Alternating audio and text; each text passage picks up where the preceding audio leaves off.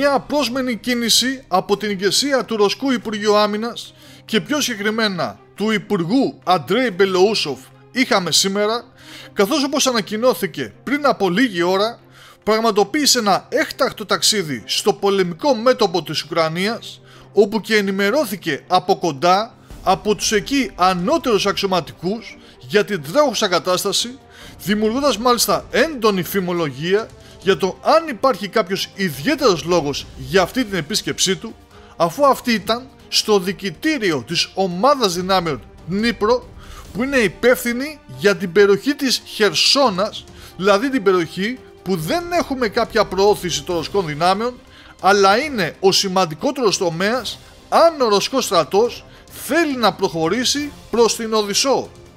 Γι' αυτό το λόγο το ταξίδι του Ρώσου Υπουργού αποτελεί για πολλούς ένα μυστήριο και ίσως τις επόμενες ημέρες να ακολουθήσουν κάποιες κινήσεις των ρωσικών δυνάμεων στη συγκεκριμένη περιοχή. Κινήσεις όπως στα υπόλοιπα μέτωπα που καθημερινά πλέον ανακοινώνονται προωθήσεις του ρωσικού στρατού, με τις τελευταίες να είναι στην κατεύθυνση της Βελίκα Νοβοσίλκα, όπου οι Ρώσοι κατέλαβαν έναν ακόμα οικισμό που βρίσκεται βορειότερα τον Τολστόι, πλησιάζοντας ακόμα κοντύτερα στα σύνορα του Ντόνετσκ με το Δνίπροπετρόβσκ, ενώ σήμερα είχαμε και ακόμα μια είδηση προώθησης και κατάληψης οικισμού, όχι όμως στις κατευθύνσεις που έχουμε συνηθίσει έως τώρα, αλλά σε αυτή του λιμάν, με τους Ρώσους να παίρνουν υπό τον έλεγχό τους και να εψώνουν ακόμα μια ρωσική σημαία, τον οικισμό Ζελενάγια Ντολίνα, με τη ρωσική ανακοίνωση να λέει τα εξής: χρησιμοποιώντας πυροβολικό και επιθετικά μη εμπαδρωμένα αεροσκάφη,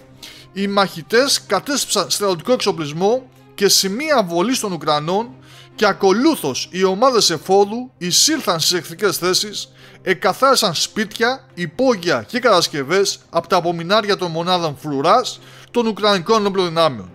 Αλλά όπως προείπαμε, το βλέμμα όλων στράφηκε σήμερα όχι σε αυτή την ακόμα μία σημαντική πρόθεση του ρωσικού στρατού, αλλά στο έκτακτο ταξίδι αστραπή του Ρώσου Υπουργού Άμυνας, και όλοι πλέον αναμένουμε να δούμε τις επόμενες ημέρες αν αυτή συνοδευτεί από εξελίξεις στο συγκεκριμένο τομέα, αφού είναι πολλές πλέον οι φωνές στρατιωτικών και γεωπολιτικών Ρώσων αναλυτών που ζητούν η Ρωσία να χτυπήσει με σφοδρότητα την Ουκρανία πριν προλάβει να επαναξοπλιστεί μέχρι τα δόντια, όπως λέγεται, από τις συμφωνίες που συνάπτει με διάφορες δυτικές χώρες. Μήπως ήρθε η ώρα της Οδυσσού και του ολικού αποκλεισμού της Ουκρανίας από τη Μαύρη Θάλασσα? Για να δούμε τι θα δούμε.